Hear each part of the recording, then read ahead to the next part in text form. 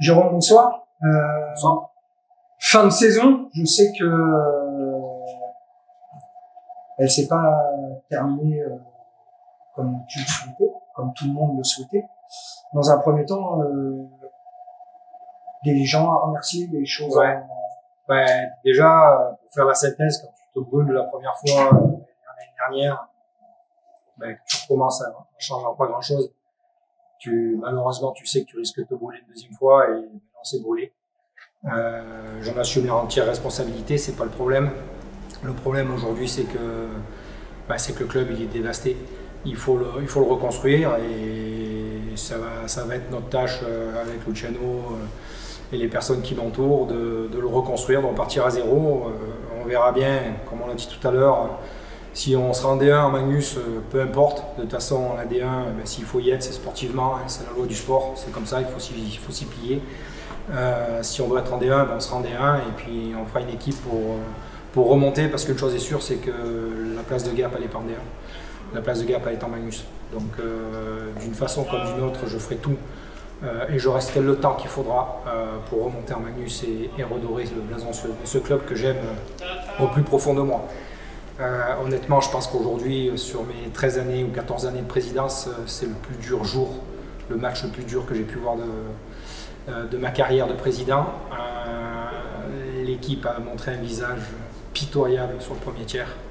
Mais quand je dis pitoyable, c'est juste, j'ai juste honte qu'on puisse produire ça sur la glace. Là, je ne défends plus personne. Je vais changer mon fusil d'épaule. J'ai été un président pendant 13 ans, très gentil, très sympa. Là, ça va changer maintenant. Maintenant, je vais être un président qui va, comme on dit, poser les couilles sur la table. Et quand il va falloir crier, taper du poing sur la table, je vais le faire. Le boss, c'est moi. Et il va falloir que les gens comprennent. Ça, c'était la première mise au point, on va dire. La deuxième, c'est je veux remercier les gens. Parce que on avait encore une patinoire qui était quasi pleine ce soir.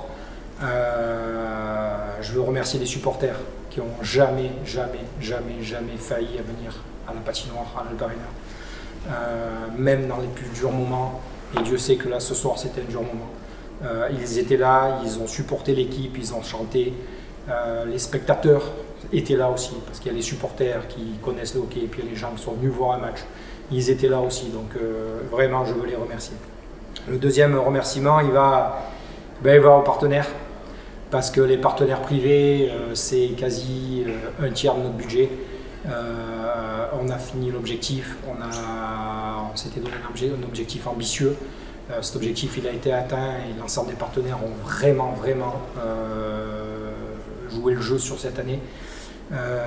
Et j'espère que ces deux collèges que je viens de remercier continueront à nous supporter l'année prochaine, parce que si on veut qu'on soit en D1 ou en Magnus, si on veut reconstruire un club, il va nous falloir des finances, il va nous falloir des moyens. Et il va nous falloir des êtres humains, des bons êtres humains pour reconstruire ce club.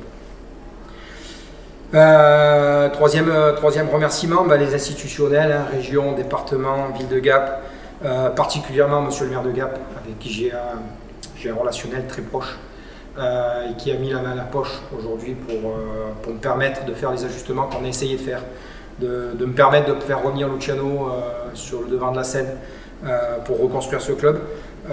Donc je le remercie profondément, et lui aussi c'est de ce que je pense de lui et je le remercie.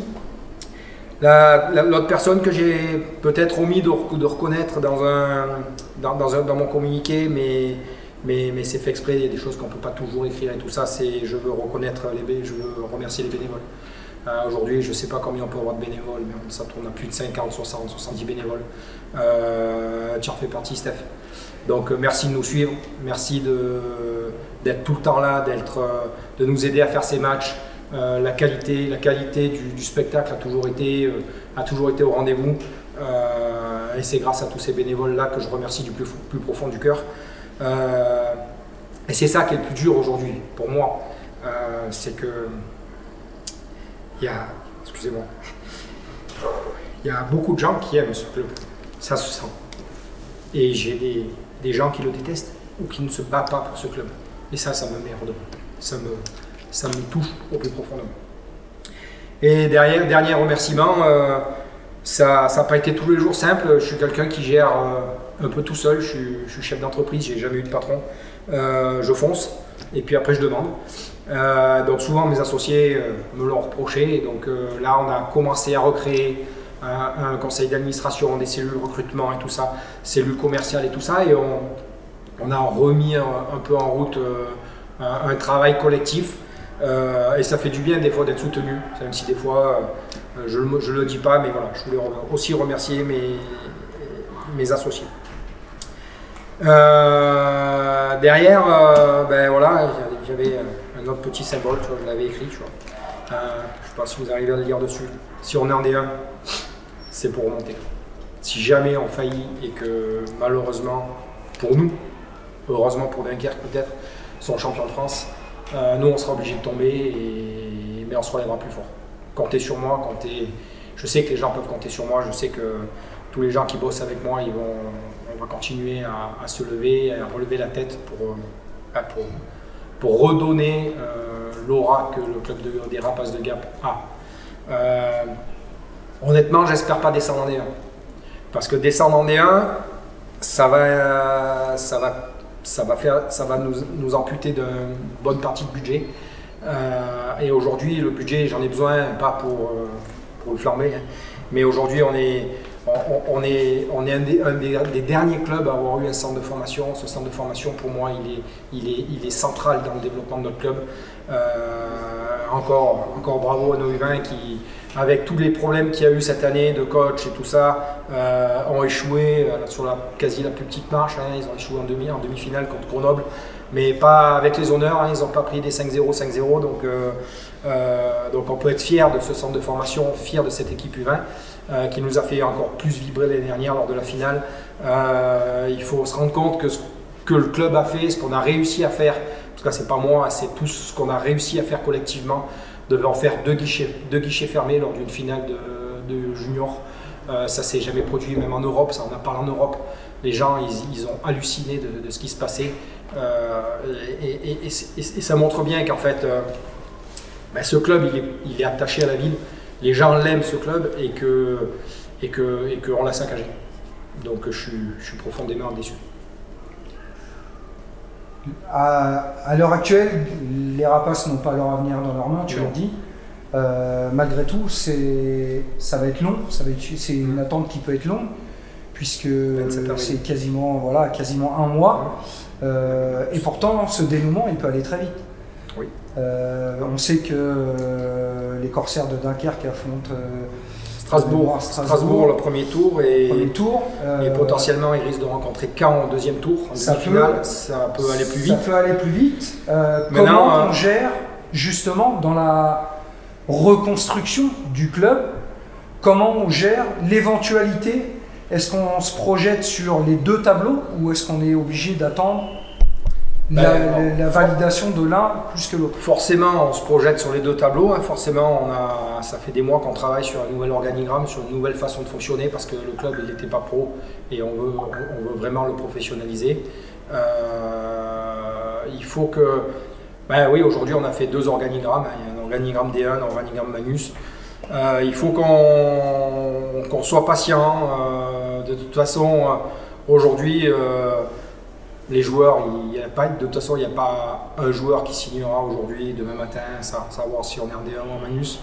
De toute façon, des joueurs, honnêtement, j'ai pas envie de les sauver, j'ai pas envie d'en garder. Aujourd'hui, alors, certainement c'est l'émotion, hein, on en reparlera demain, mais aujourd'hui, Luciano va les rencontrer la semaine prochaine et on va faire le point, mais on a le temps. Pour moi, le plus important, c'est aujourd'hui de construire un organigramme de gestion, parce que là aujourd'hui il y a besoin de monde au sein du club. C'est une entreprise, c'est une SA, et aujourd'hui j'ai plus de dirigeants salariés, j'ai plus de, on a besoin de structurer le club en fait. Donc d'une façon comme d'une autre, de toute façon D1 ou Magnus, on se structurera, parce que comme je le redis, je l'ai déjà dit 3 fois, si on est en D1, c'est pour monter à Magnus. On a vu des clubs descendre et remonter, oui, qui ont profité justement de cette descente. L'exemple le plus flagrant, c'est Épinal. On sait ce par quoi ils sont passés. Ouais, alors. Eux, c'était une descente sur tapis vert, voilà, c'est même pas sportif. Je nuance un peu tes propos parce que c'est une descente avec faillite. Voilà, eux, c'était tapis vert, mais ils sont repartis de la D3. Ils jouent les avant-postes, puisqu'ils sont finis premier de saison régulière en D1. Et ils sont champions cette année.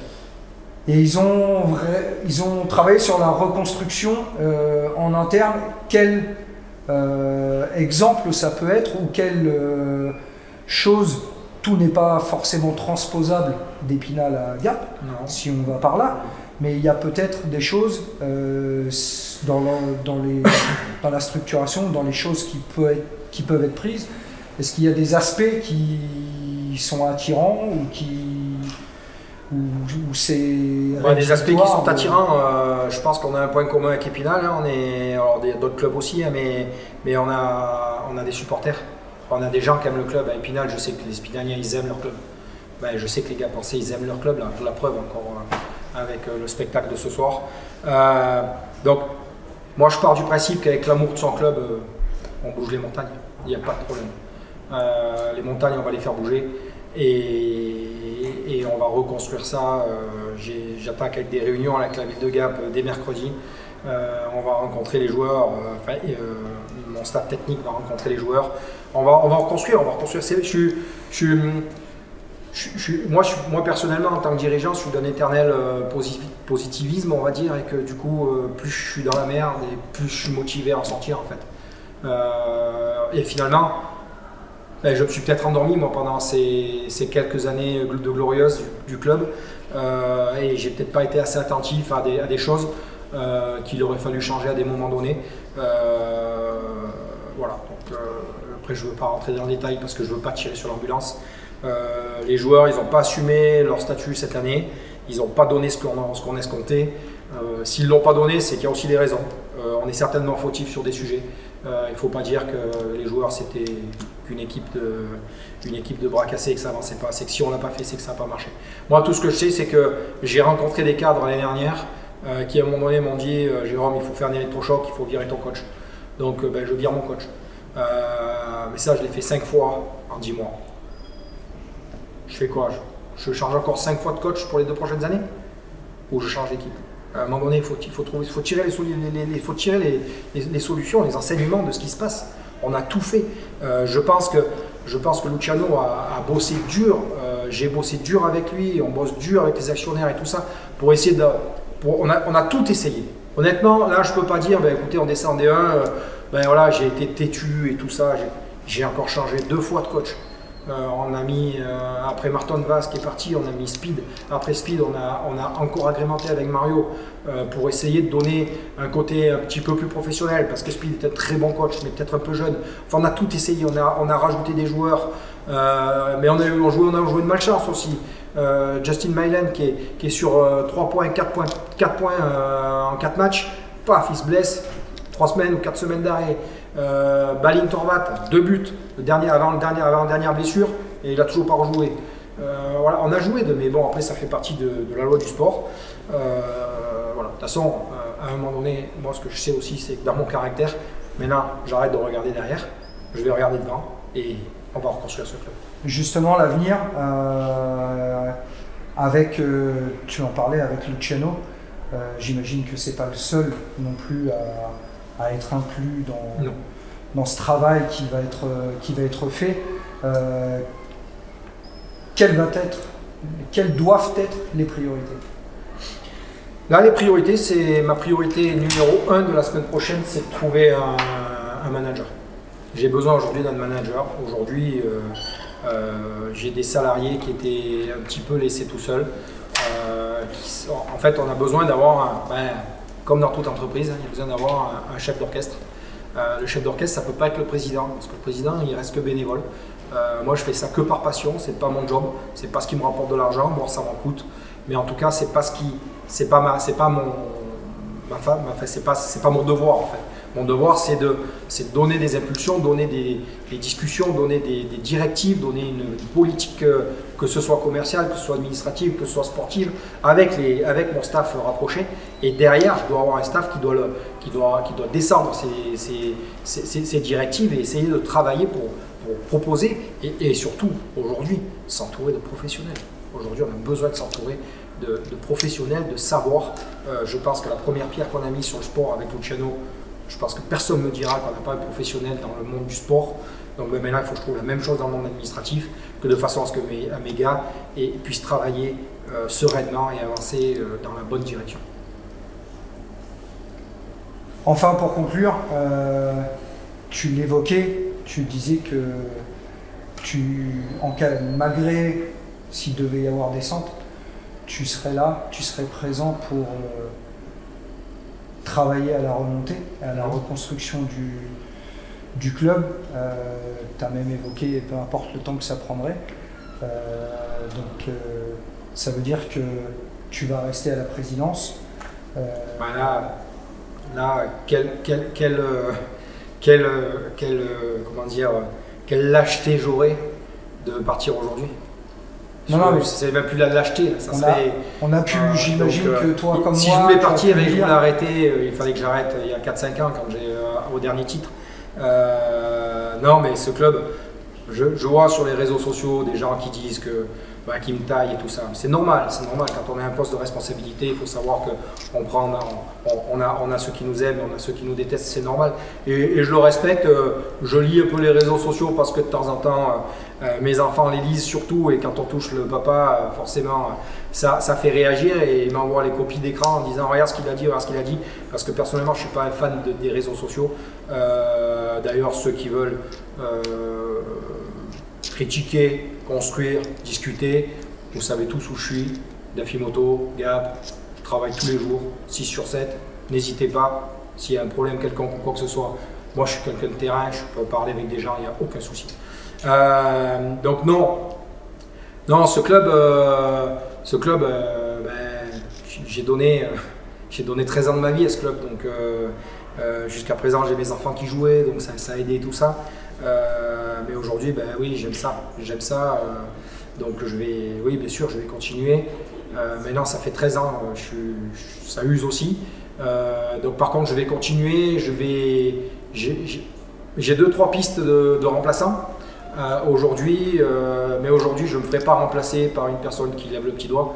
Je vais organiser mon remplacement. Ça prendra 2, 3 ans, 4 ans, peu importe, 5 ans. Voilà. Pas le moins possible, mais à un moment donné, aussi dans la direction d'un club, si tu veux, il faut qu'il y ait des gens qui amènent un nouveau souffle. Et 13 ans, le souffle, il y est encore, tu vois, je l'ai encore, mais des fois, il s'use un petit peu. Donc du coup, il y a besoin à un moment donné que le flambeau soit repris. Donc voilà, mais je veux l'organiser. Jusqu'à présent, j'ai jamais pu l'organiser. J'avais le savoir, j'étais tout seul. Je gérais tout seul parce que je ne voulais pas inclure les gens. Là, je veux changer de solution, je veux changer de position, et je veux essayer de former un remplaçant, on va dire, pour l'année future. Voilà. Mais en tout cas, je vais continuer, je vais remonter ce club là où il doit être, parce que je suis entouré de gens de valeur, pas tous, mais j'en ai de valeur autour de moi, qui aiment ce club. Parce que j'ai des gens qui travaillent pour ce club, qui donnent plus que ce qu'il faut, qui aiment ce club, et ce club-là, il faut qu'on le relève. Il faut qu'on le relève. D'ailleurs, dans les remerciements, puisqu'on va en faire déjà, moi je souhaite sincèrement remercier Speed, parce que reprendre le club comme il l'a repris, dans l'état qu'il était, l'équipe dans l'état qu'elle était, tout ça, il a fait des erreurs de jeunesse, c'est une évidence. Mais par contre, on parlait tout à l'heure de poser les couilles sur la table pour se lancer. Moi, Speed, je l'ai appelé le soir à 19h05, 5 minutes avant de voir Martin, pour lui notifier sa mise à pied. Speed, on y va ou on n'y va pas? Et Speed, il m'a répondu, Jérôme, moi je suis au service du club, tu me dis ce qu'il faut faire. Voilà, et ça, c'est des gens de valeur. Et donc ces gens-là, je veux les remercier aussi, parce que le job qu'il a fait, il n'était pas facile, et c'est tellement facile d'aller se cacher derrière son petit doigt. Et j'en ai tellement d'autres qui se sont cachés derrière leur petit doigt. Voilà. pour conclure, j'aime ce club profondément et on va le reconstruire. Merci à vous.